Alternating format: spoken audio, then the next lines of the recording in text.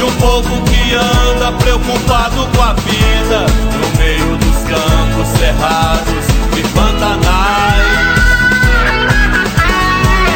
Um congresso gigante no meio do mato, de bichos importantes até carrapato, discutindo o convívio dos homens com animais.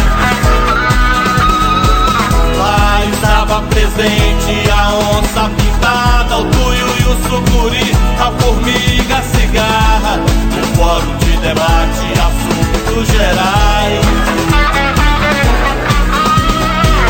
O falatório esquentou quando o papagaio chegou, protestando o incêndio que seu ninho queimou.